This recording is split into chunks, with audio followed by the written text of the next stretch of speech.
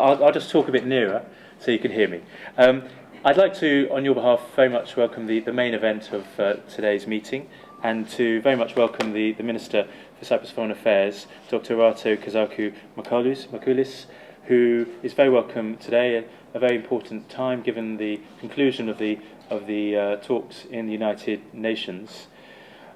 Dr. Rato Makoulis has been in her post since the 5th of August 2011 and has served in a variety of positions, both in government and in diplomatic service, both as Minister of Communications and Works since 2nd of March 2010, and then she's no stranger to the negotiations, the UN-sponsored negotiations. Indeed, when she was head of the Working Group on Property since 2008. The Minister also served as Minister of Foreign Affairs between July 2007 and February 2008, and also previously served between 2003 and 2007 as Director of the Cyprus Question, and before that served as Ambassador to the United States, and also before that as Ambassador to Sweden, along with a long and distinguished diplomatic career. Also, there's been obviously great experience in relation to lecturing extensively, both in universities and think tanks across the world, and so very much appreciate your experience and the opportunity that we have, and a very timely opportunity to be able to hear from the Minister. It is indeed my pleasure, but also my honor to be here. This is the first time I visit the House of Commons. Of course, I had several contacts and several relationships with members of the House of Commons throughout the years of my career as diplomat, but also in my previous term as Foreign Minister. But this is a very important moment, I think, that we are gathering together, and I hope that we will have a good opportunity to exchange views. This is why I'm going to say a few remarks as a start, and then I think it would be better if we can engage in some dialogue, because I think already we know, especially on the Cyprus question, I'm not going to make a lecture about the Cyprus question. I think all the elements of the Cyprus problem are well known. I will say a few words about these current negotiations, and also a few words about this new discovery of hydrocarbons in our exclusive economic zone, which I think provides a unique opportunity for peace and prosperity and development for the whole island. A better future for the whole island, but for the whole people of Cyprus. And here, of course, I include also the Turkish Cypriot community, which is an indispensable part of our people. And this is, I want to stress this point, because Turkish Cypriots are our compatriots. We feel that they are an indispensable part of our people, of the people of Cyprus, and of course, this prosperity and this new wealth, which is a wealth for the Republic of Cyprus and the people of Cyprus as a whole, we hope that by the time we are in a position really to get revenue from this wealth, that our country will be reunited, so that we can be able to share together this new prospect for prosperity and for wealth for our island and for our people. Also, I will say a few words at the end about our presidency of the Council of the European Union. This is a very historic moment for us since we joined the European Union in 2004. This is the first time that our island, our small island, will undertake this huge responsibility of presiding over the Council of the European Union. We are in the process of preparation, but I will say a few words about some of our priorities. and how we are going to promote these priorities during the 6-month presidency of Cyprus. But on the Cyprus issue and on the negotiations, let me say first of all that our vision, our main objective is to reunite our country. I personally feel that the present situation of division of our country, division of our people, division of the two communities is totally unnatural. I happen to come from a generation of Cypriots that I have experienced. I have experienced the living together of the two communities. And this living together, from my own experience, it was a peaceful one. And especially as we go back, my parents and my grandparents, it was even more peaceful. And throughout the period of the coexistence of the two communities, from 1571 onwards, the period of conflict or the period of problems in the relations was just a tiny part of the otherwise peaceful coexistence of the two communities. So I just wanted to mention that because we tend to concentrate on the period of the 50s and the 60s and the 70s. And we tend to forget the very long period of peaceful coexistence. And this peaceful coexistence, we have evidence. We have evidence in our language. We use so many Turkish words in our Greek Cypriot dialect. And from what I understand, also the Turkish Cypriots use a lot of Greek words in their Turkish Cypriot dialect, which are, in a sense, different from the mainland languages. Of course, they belong to the same language groups, but we have our own characteristics of Cypriotness. Also, the fact that in all the mixed villages in Cyprus, and of course the towns as you know, they were all mixed. You could see the mosque next to the church, and that was another evidence of peaceful coexistence over the centuries, because most of these mosques and most of these churches were there for centuries. So yes, we had a very difficult part in our modern history, and we have both suffered. There are wounds on both sides that need to be healed. But how are we going to heal them? We think that the way to heal them is to bring the two communities together again, to reunite our country. We are a European country. We are a European people.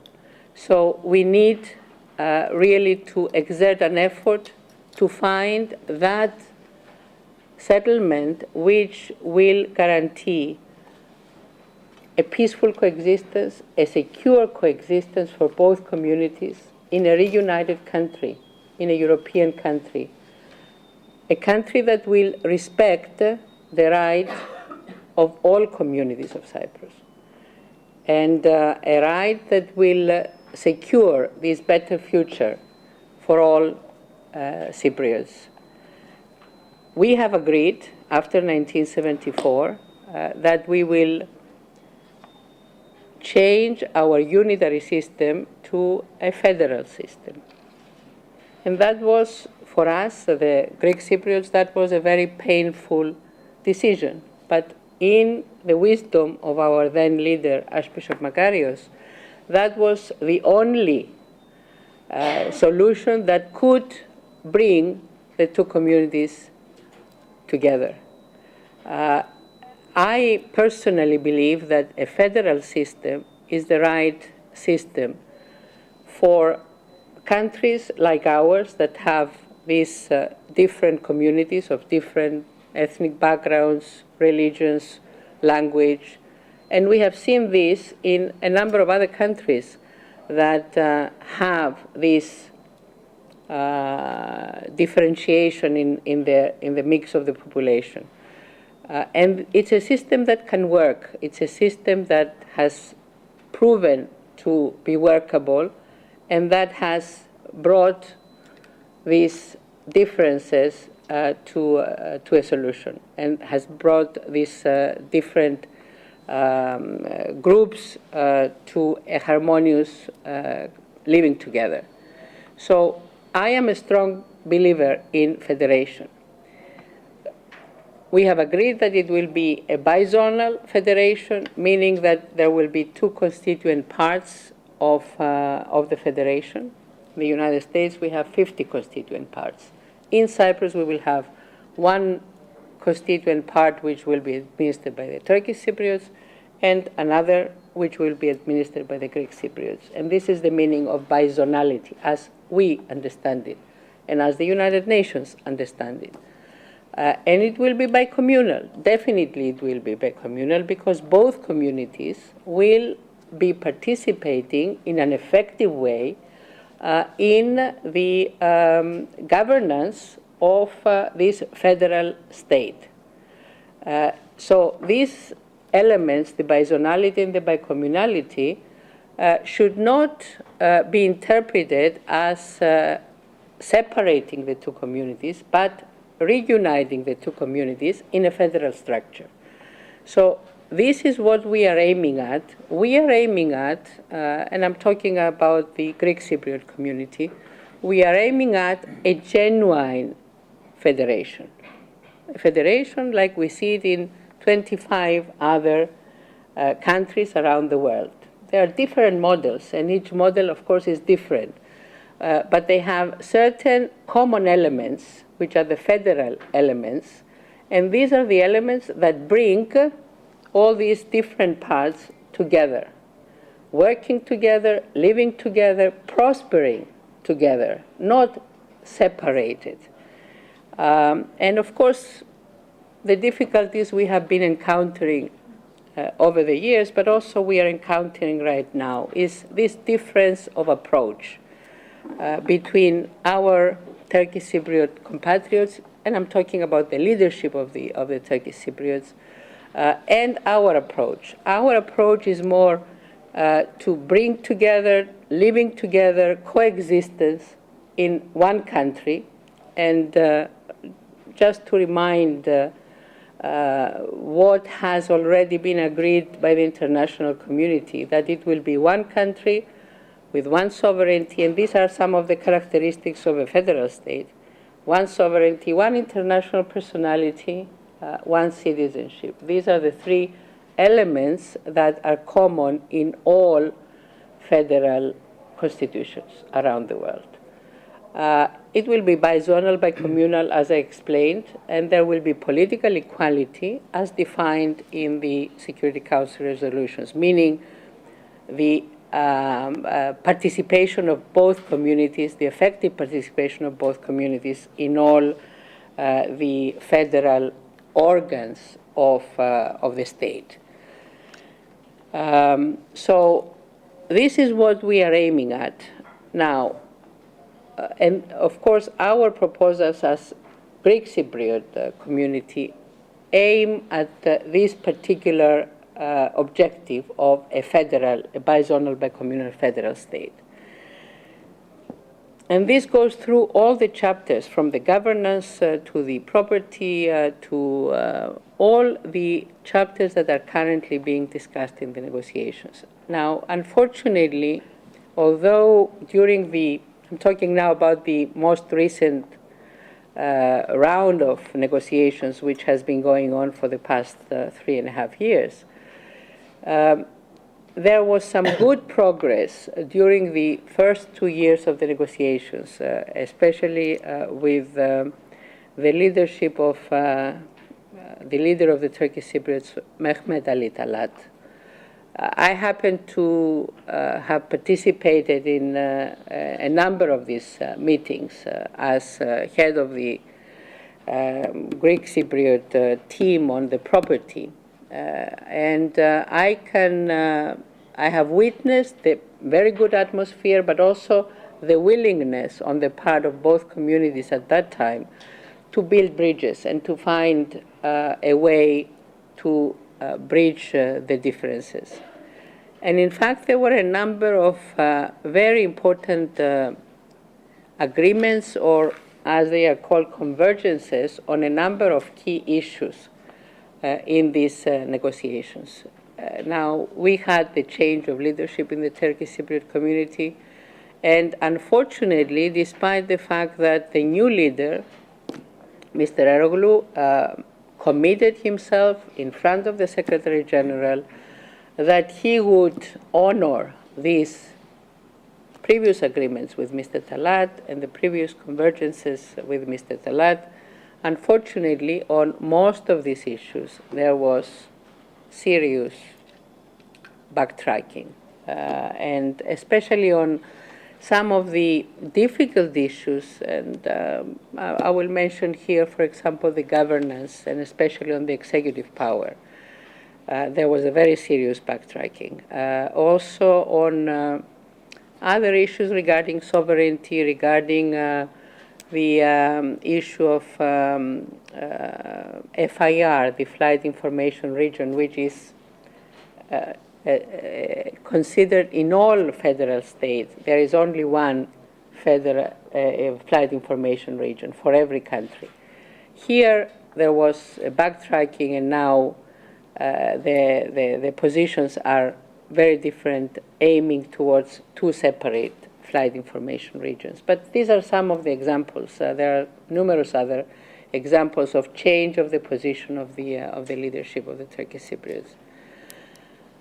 Now, we are at a stage that there are still a lot of differences, especially on the three chapters, which is governance, territory, property, 4 chapters, and citizenship.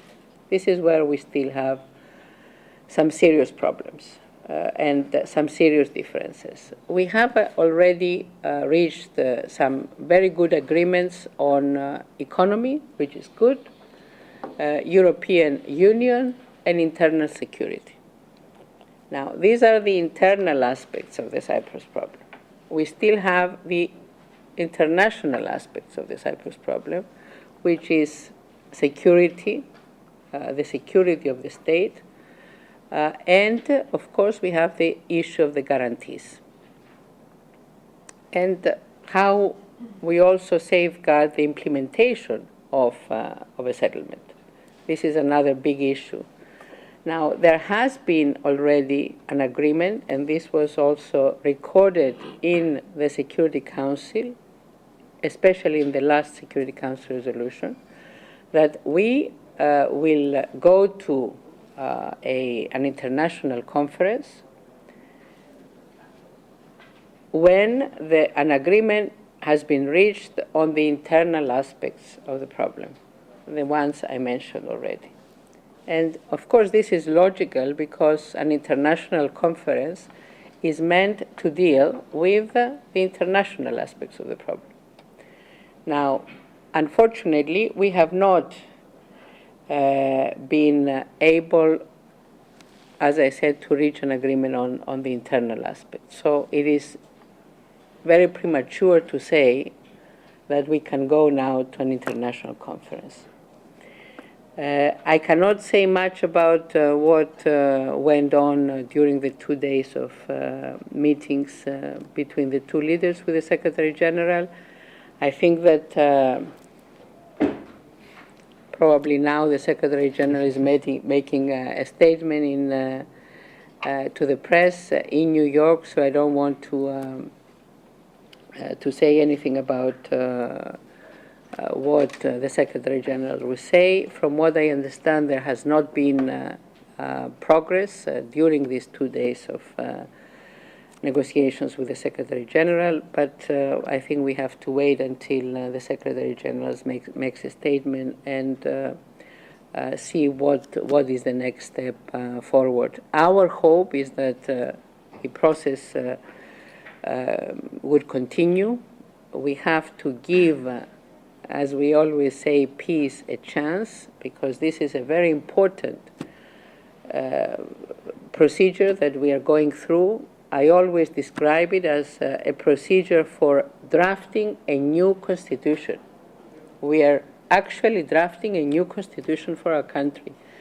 And especially we are changing our constitution from a unitary state to a federal state. And this is not an easy undertaking. It's a very serious undertaking, very serious responsibility on the part of the leaders of both communities, and of course taking into account the difficulties that have accumulated throughout these painful, but for both communities, years.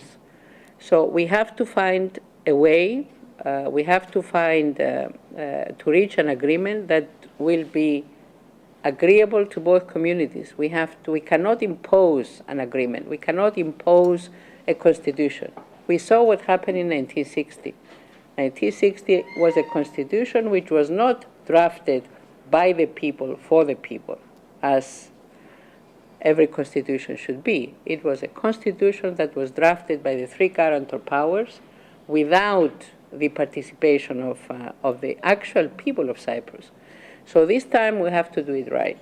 We have to do it right. We have to reach an agreement that both communities will feel comfortable, because this is the agreement and this is the constitution that will guide us not only for this generation but all the generations to come. So it has to be workable, it has to be functional, it has to be an agreement and a settlement that will stand in the European Union, because we are a part of the European Union. We are not outside the European Union. So it has to stand the rules and the principles of the European Union, especially with regard to the four freedoms, especially with regard to some other very important principles that governs the European Union. So our position is that we have to allow as much time as needed. I hope not to be prolonged, because the more prolongation we have, the more fait accompli we have on the ground, unfortunately, especially with the issue of the settlers. And this is something that I feel very strongly about. We are seeing almost on a daily basis a change of the character of the area in the north. And I see this also from my contacts with the Turkish Cypriots. I have a lot of Turkish Cypriot compatriots, very dear friends, and I share with them this anxiety, the anxiety of prolongation of this issue, the overwhelming presence of settlers, that they feel that they are losing their identity as Turkish Cypriots. So this is one of the aspects. The other aspect, negative aspect of the prolongation, is the issue of the properties. The more time passes, the more these properties, especially the Greek Cypriot properties, are being sold, are being used by others than the legal and lawful owners of these properties. We know that there has been extensive construction on Greek Cypriot properties, and of course these are all obstacles that are on the way of solving this very important issue, which is the property issue. And of course there are the other issues, the cultural heritage, which is being destroyed, and so on. Now, on the hydrocarbons, I will say a few things. You're probably informed about the results of this recent exploratory drilling that was concluded. It seems that not only this particular block, but the whole area, not only in our exclusive economic zone, but also the exclusive economic zone of Egypt, Israel, Lebanon, and Syria. This is an area that is very rich in hydrocarbons. Based on a survey conducted by the U.S. Geological Society just 2 years ago, it seems that this whole area, which is the Levantine Basin, as it is called in the eastern part, and the Upper Nile Basin, which is north of Egypt, all this area has approximately 400 trillion cubic feet of natural gas and about 8 to 9 billion barrels of oil. So this is considered a very substantial quantity of hydrocarbons, which could really bring to the whole area, especially through cooperations between all the countries that I have mentioned, a new future, a more prosperous future, hopefully a more peaceful future. And this is something that we have been pursuing over these past few years. First of all, with three of our neighbors, we have concluded the very important delineation of the exclusive economic zone agreements. But now we are in the process, we are finalizing with Israel a very important agreement on the joint exploitation of hydrocarbons. And we are proceeding also with the same agreements with Egypt and Lebanon. So through these cooperations, through this joint exploration and exploitation, we feel that the whole Eastern Mediterranean can be transformed into a more prosperous, a more peaceful region for the benefit, of course, of the people of these regions. Finally, I will say a few words about our presidency. As I mentioned, this is a huge responsibility for us. It's a very significant challenge for Cyprus, a small country, but an active participant in the European making. So we are preparing very vigorously, trying to organize as best as we can the presidency. We are going to have on our agenda, of course, the inherited agenda from the previous presidencies, one very important issue for the whole of Europe, which is the multi-annual financial framework. This is one of the most significant issues. It's a kind of a long-term budget of the European Union. So this multi-annual financial framework must be concluded by December of 2012.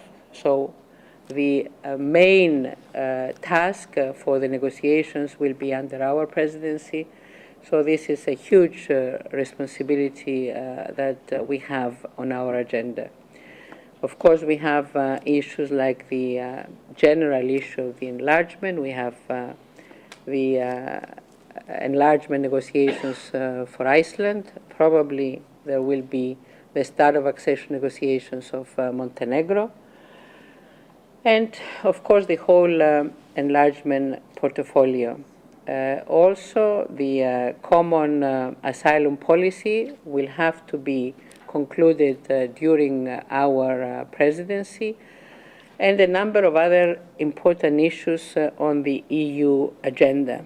Now, as one of our priorities also, this is a Cypriot priority, is the relation between the European Union and our southern neighbors. This is the southern dimension of the European neighborhood policy, and we intend to give emphasis during our presidency in the countries of the Arab Spring.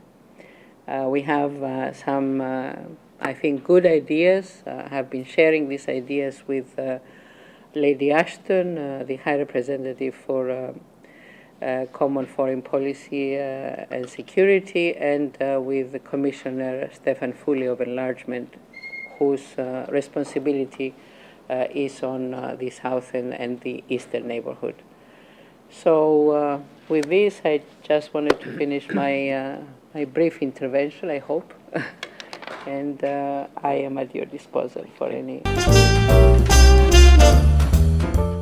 Να ξεκινήσω πρώτα με κάποιες από τις επαφές που είχα σήμερα. Ξεκίνησα με ένα πρόγευμα εργασίας με τον Υπουργό Ευρώπης, τον κύριο David Littington, με τον οποίο βέβαια έχω αρκετές επαφές στις Βρυξέλλες κατά τη διάρκεια των Συμβουλίων Γενικών Υποθέσεων.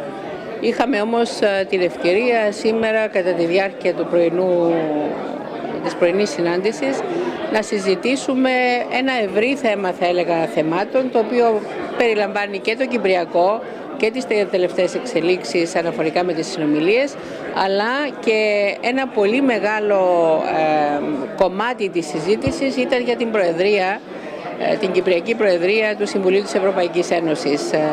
Είναι θέματα τα οποία εμπίπτουν στις αρμοδιότητες του κ. Λίτινγκτον και έτσι είχαμε την ευκαιρία να ανταλλάξουμε απόψεις και να δούμε πώς μπορεί και το Ηνωμένο Βασίλειο να βοηθήσει και να συνδράμει στην επιτυχία της Κυπριακής Προεδρίας. Είχαμε βέβαια την ευκαιρία να μιλήσουμε και για πολλά άλλα διεθνή θέματα, όπως είναι οι εξελίξεις σε χώρες της Αραβικής Άνοιξης, οι εξελίξεις της Συρίας, το Ιράν, θέματα τα οποία συζητήσαμε στο τελευταίο Συμβούλιο Εξωτερικών Υποθέσεων της Ευρωπαϊκής Ένωσης. Στη συνέχεια είχα μια συνάντηση με την Επιτροπή Συγγενών Αγνοωμένων Ηνωμένου Βασιλείου, ένα θέμα το οποίο είναι επώδυνο για πάρα πολλά χρόνια τώρα. Μοιράστηκα μαζί τους τις πολλές ανησυχίες, την πολλή αγωνία και τον πολύ πόνο που αισθάνονται οι συγγενείς των αγνοωμένων και επίσης ανταλλάξαμε απόψεις πώς μπορεί να είναι πιο αποτελεσματική μια, θα έλεγα, διεθνής εκστρατεία, ευρωπαϊκή αλλά και διεθνής εκστρατεία, η οποία επιτέλους να αναγκάσει την Τουρκία, η οποία είναι υπόχρεη να δώσει πληροφορίες και δεν έχει δώσει μέχρι σήμερα αναφορικά με την τύχη των αγνοωμένων και επίσης να επιτρέψει πρόσβαση σε περιοχές οι οποίες θεωρούνται, έχουν κριθεί από την Τουρκία ως απαγορευμένες στρατιωτικές ζώνες, να επιτρέψει πρόσβαση σε αυτές τις περιοχές, ούτως ώστε να μπορεί η Διερευνητική Επιτροπή Αγνοωμένων να διεξάγει όλες τις έρευνες για τον εντοπισμό των αγνοωμένων. Είχα σήμερα επίσης αυτή την πολύ σημαντική συνάντηση εδώ με το Interparliamentary Party Group για την Κύπρο της Βουλής των Κοινοτήτων, που πραγματικά με συγκίνησε και το ενδιαφέρον και των μελών του Κοινοβουλίου, αλλά και ιδιαίτερα όλων των συμμετασχόντων, οι οποίοι προέρχονταν και από την ελληνοκυπριακή και από την τουρκοκυπριακή κοινότητα του Ηνωμένου Βασιλείου, οι οποίοι πιστεύω ότι ο καθένας με τον δικό του τρόπο εξέφρασαν την αγωνία τους για την συνεχιζόμενη διαίρεση της πατρίδας μας. Είναι ένα θέμα το οποίο θα πρέπει, και το μήνυμα το οποίο ήθελα να δώσω είναι ότι πρέπει όλοι να εργαστούμε προς αυτή την κατεύθυνση, να εργαστούμε προς την κατεύθυνση της επανένωσης της πατρίδας μας, του τερματισμού της κατοχής, της αποχώρησης όλων των ξένων στρατευμάτων, της αποχώρησης των επίκων, οι οποίοι είναι ένα ξένο στοιχείο το οποίο έχει εισαχθεί από την Τουρκία και το οποίο αυτή τη στιγμή κινδυνεύει η ίδια η ταυτότητα των Τουρκοκυπρίων από αυτή την μεγάλη συρροή επίκων στις κατεχόμενες περιοχές.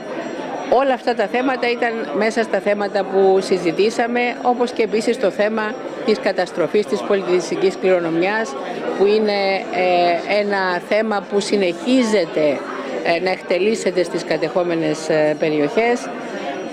Όμως το μήνυμα, και πιστεύω ότι και το μήνυμα το οποίο ήρθε από τη Νέα Υόρκη, είναι ότι πρέπει να συνεχίσουν οι διαπραγματεύσεις. Δεν έχουμε δικαίωμα να σταματήσουμε αυτή την προσπάθεια. Η προσπάθεια μας πρέπει να είναι η επανένωση της πατρίδας μας και η προσπάθεια μας πρέπει να είναι να καταλήξουμε σε μια συμφωνία η οποία να είναι αποδεκτή και από τις δύο κοινότητες. Καμιά επιβολή λύσης δεν πρέπει να επιτραπεί και οπωσδήποτε τα τεχνικά ή οποιαδήποτε άλλα χρονοδιαγράμματα δεν μπορούν να γίνουν αποδεκτά. Με τη Σκιώδη Υπουργό είχα την ευκαιρία να συναντηθώ και στην προηγούμενη μου συνάντηση, αλλά σε αυτή την κατηδία επαφή σίγουρα θα έχουμε μια ανταλλαγή απόψεων και ενημέρωση σχετικά με τις εξελίξεις στο Κυπριακό, με το θέμα της Προεδρίας μας και σίγουρα με το θέμα των υδρογοναθράκων, το οποίο είναι ένα νέο στοιχείο που κατά την άποψή μας αποτελεί ένα σημαντικό κίνητρο και για την επίλυση του Κυπριακού, αλλά και για μια Κύπρο η οποία θα δίνει νέες προοπτικές και για την Κύπρο αλλά και τους κατοίκους της Κύπρου, Ελληνοκύπριος και Τουρκοκύπριος.